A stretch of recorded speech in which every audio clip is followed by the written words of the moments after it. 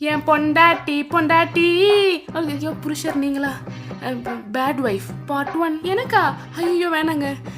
எப்போ நான் கல்யாணம் பண்ணணும் அப்பவே எனக்கு 6 அறிவும் அப்புறம் தான் அழிஞ்சு போச்சு. கொஞ்சம் புத்தி சுவாதனம் இல்லாத எனக்கு வாழ்க்கை கொடுத்ததே இந்த மகான் தான். நம்ம 4 எழுத்து படிச்சிருக்கோன்னு வெளியே சொன்னாதான் இவங்க பேட் ஒய்ஃப்ன்றவங்களே. உங்களை எங்கேயோ பார்த்த மாதிரி இருக்கு, ஆனா எங்கன்னு சத்தியமா ஞாபகம் இல்லைங்க. பக்கத்து வீட்டில் வேணா நீங்க போய் கொஞ்சம் கேட்டு பாருங்க. வேற யாரும் இல்லை, ஏதோ என்னோட அம்மா அப்பான்னு சொல்றாங்க. எனக்கு சத்தியமா ஞாபகமே இல்லை. எப்போ மேரேஜ் ஆச்சோ உங்களுடைய அம்மா அப்பா எதுவுமே உங்க மைண்ட்ல இருக்கவே கூடாது. என்னன்னா உங்க பேட் ஒய்ஃப். அம்மா என்னமா நினைச்சிட்டு இருக்கீங்க? உங்க மாப்பிளைக்கு உப்புமா வச்சிருக்கீங்க, அதுல கடுகு எல்லாமே அப்படியே இருக்கு. இப்படி கடுகு ஒதுக்கான்னு தெரியாது. அடுத்த தடவை எல்லா தடவையும் பொறுக்குவீங்க. மாப்பிள்ளை மசல் பண்ணீங்கன்னா சும்மாவா? மருது என்னங்க நீங்க உங்க பேர் எப்படிங்க வாயில சொல்லுவேன்? அதனால தான் கொஞ்சம் மாத்தி சொல்லணும். நம்ம அம்மா கிட்ட வீட்டுக்காரருக்கு சண்டை போடணும், இல்லைன்னா நம்ம ஒரு பேட் வைஃப். அம்மா மாதிரி தற்கொலையா இருக்காதடி, அப்பா மாதிரி புத்திசாலியா இரு.